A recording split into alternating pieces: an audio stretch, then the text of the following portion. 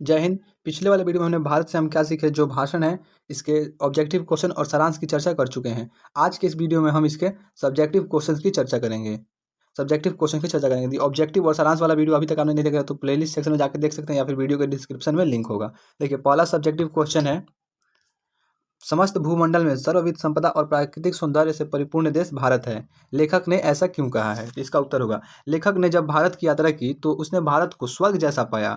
यहाँ के रीति रिवाज, इतिहास, व्यवहार, भाषा, साहित्य, प्राकृतिक सौंदर्य तथा पुरातत्व को देखकर अत्यंत खुश हुआ। इसलिए लेखक ने कहा, समस्त भूमंडल में सर्वविध संपदा और प्राकृतिक सौंदर्य से परिपूर्ण देश भारत है।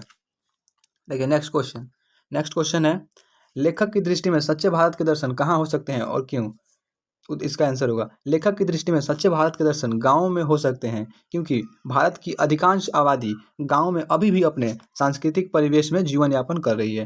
तो लेखक की दृष्टि से सच्चे भारत का दर्शन कहाँ हो सकता है? तो लेखक की दृष्टि से सच्चे भारत का दर्शन गाँव में हो सकता है। क्यों? क्योंकि गाँव में अभी भी अधिकांश आबादी अपने सांस्कृतिक परिवेश में जीवन यापन करती है, इसलिए। देखिए, थर्ड क्वेश्चन है, लेखक ने किन विशेष क्षेत्रों में अभिरुचि रखने वालों के लिए भारत का प्रत्यक्ष ज्ञान आवश्यक बताया है? यानी किस किस विषय में अध्ययन करने वाले लोगों को भारत में आकर उस सब्जेक्ट का अध्ययन करना चाहिए। तो देखिए, इसका आंसर है, लेखक ने भू विज्ञान, वनस्पति विज्ञान, जीव विज्ञान, पुरातत्व, दैवत विज्ञान, भाषा विज्ञान, इतिहास, कानून, साहित्य आदि में अभिरुचि रखने वालों के लिए भारत का प्रत्यक्ष ज्ञान आवश्यक बताया है।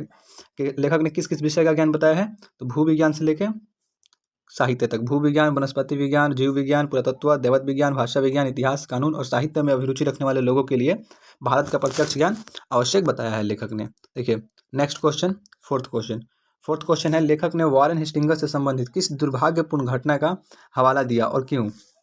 देखिए, लेखक ने वॉरेन हेस्टिंग्स से संबंधित उस दुर्भाग्यपूर्ण घटना का वर्णन किया जिसमें वॉरेन हेस्टिंग्स को वाराणसी के निकट 172 दारिस नामक सोने के सिक्के मिले थे।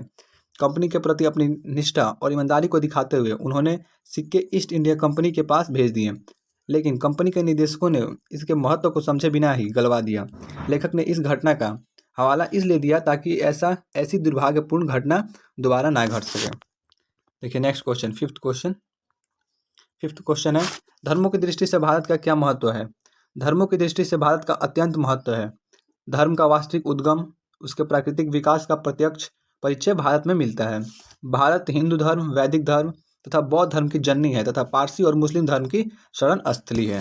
इस कारण भारत को धर्मों की दृष्टि से काफी महत्वपूर्ण कहा जाता है। नेक्स्ट क्वेश्चन देखिए, 6 नंबर, लेखक वास्तविक इतिहास किसे मानता है और क्यों? देखिए, इसका आंसर है, लेखक भारतीय इतिहास को वास्तविक इतिहास मानता है, क्योंकि मानव इतिहास की बहुमूल्य जानकारी भारतीय इतिहास में पाई जाती है। भारतीय इतिहास का एक अध्याय विश्व में किसी भी देश के इतिहास से अधिक महत्व रखता है। देखिए, लेखक वास्तविक इतिहास किसे मानते हैं? तो भारत के इतिहास को क्यों मानते हैं? क्योंकि इसमें मानव इतिहास की बहुमूल्य जानकारी है, पहला, और दूसरा, इसका एक अध्ययन किसी दूसरे विश्व के दूसरे देश के इतिहास से काफी महत्व रखता है, इसीलिए।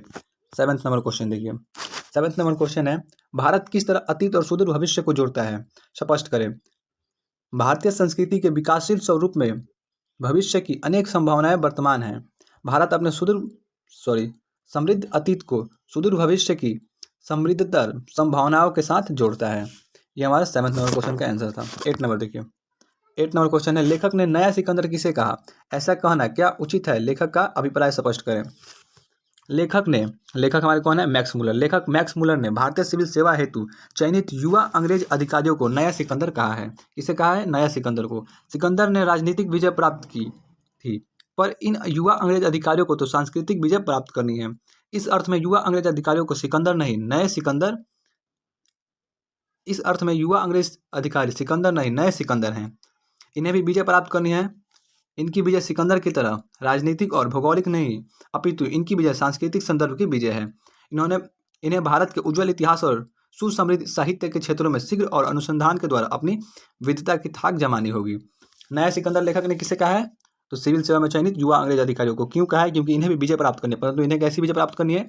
सांस्कृतिक संदर्भ की विजय प्राप्त करनी है। ठीक, ये हमारा 8 क्वेश्चन था। ये 5 नंबर में पूछा जाता है। देखिए, नेक्स्ट क्वेश्चन कल का हमारा होमवर्क क्वेश्चन था कि सेन साहब की कार किस रंग की थी और उन्होंने कितने रुपए में खरीदा था? काफी इंपॉर्टेंट ऑब्जेक्टिव क्वेश्चन है, काफी बार एग्जाम में पूछा भी जाता है। तो देखिए, इसका आंसर होगा काली कार थी, काली होगा, काली कार, और कितना उसका प्राइस था 7,500, 7,500। नेक्स्ट क्वेश्चन देखिए। नेक्स्ट आज का HW क्वेश्चन है, जातिवाद के पक्ष में दिए गए तर्कों पर लेखक की प्रमुख आपत्तियां क्या है। ये क्वेश्चन किस पार्ट का है, तो श्रम विभाजन और जाति प्रथा। इसके लेखक कौन है, तो हमारे भीमराव अम्बेडकर हैं, जिनका जन्म महू मध्य प्रदेश में हुआ था। यदि आपने इसका सारांश, ऑब्जेक्टिव और सब्जेक्टिव का वीडियो नहीं देखा है तो प्लेलिस्ट सेक्शन में जाकर देख सकते हैं। नेक्स्ट वीडियो में हम, और इसका आंसर कमेंट में मेंशन कर दीजिएगा। नेक्स्ट वीडियो में हम नाखून क्यों बढ़ते हैं, जो ललित निबंध है हजारी प्रसाद द्विवेदी जी के द्वारा लिखा हुआ, उसके लेखक परिचय और सारांश की चर्चा करेंगे, जिसे देखने के लिए आपको हमारे चैनल को सब्सक्राइब करना होगा ताकि आपको वीडियो की नोटिफिकेशन मिल जाए। जय हिंद, जय भारत। मिलते हैं अगले वीडियो में। धन्यवाद।